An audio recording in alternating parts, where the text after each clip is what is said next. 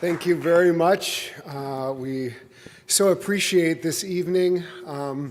And I want to start by saying what I think we all really feel, which is thank you to Dr. Deborah Peel for everything that you're doing, for your passion, for your dedication, for the depth of your commitment to this issue.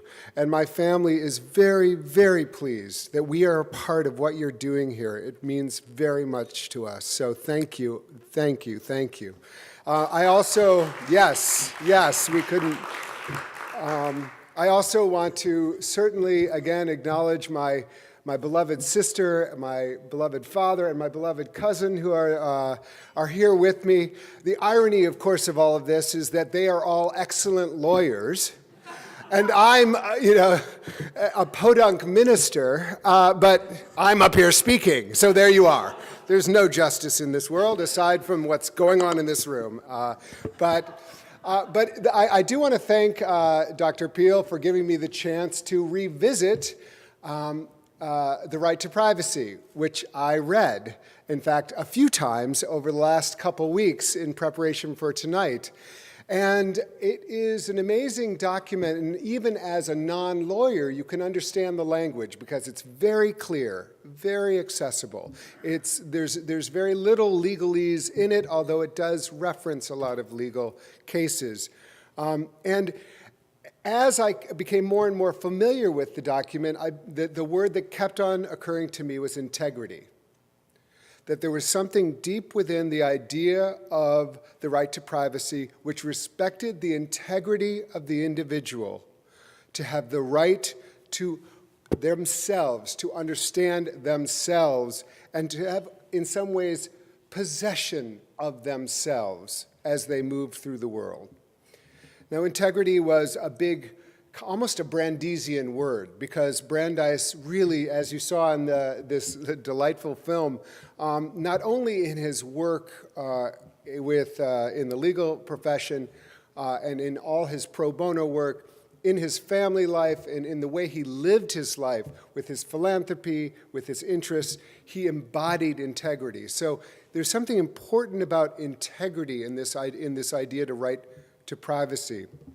The other thing I noticed, working in the religion field, is that spirituality appears twice in this document. I don't know if you have all kind of noticed that, but they use the idea of the spiritual as that which is that extends beyond the corporal or the property, but is about the mind, is about the feeling. It is about all the accumulation of who we are that isn't embodied in this flesh, but it's really important about who we are.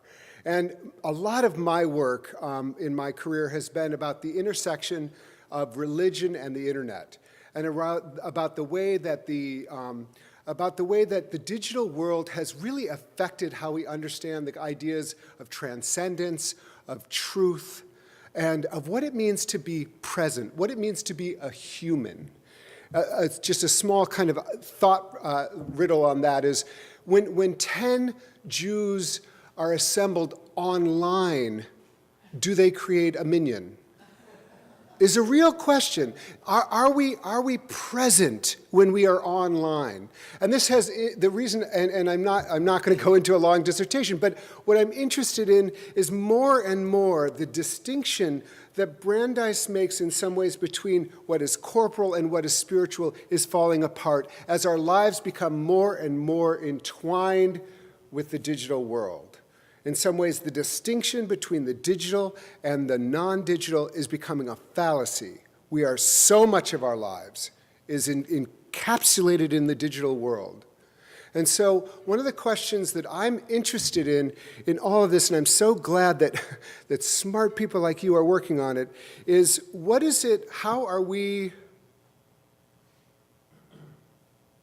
how is our integrity to be maintained as human beings when people view the bits of our lives that are available in the digital world as a commodity?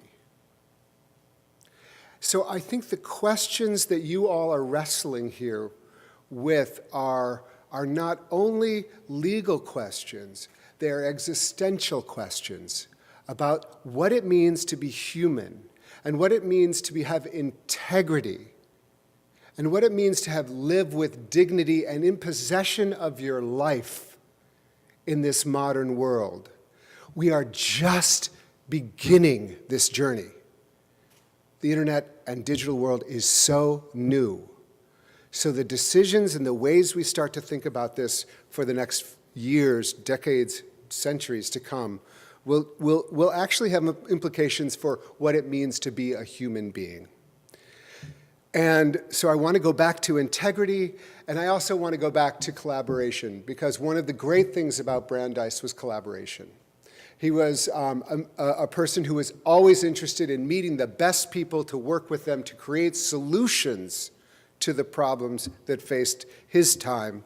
And so the fact that you all are meeting to deal with one of the most pressing issues that humanity is facing right now is well within the wonderful and legacy of my great-grandfather and my family. And so there could not be a greater honor for our family than to be a part of it. I want to offer my congratulations to the professor who is receiving the Louis D. Brandeis Award this evening, and say congratulations. And again, thank you to Dr. Peel for all you're doing.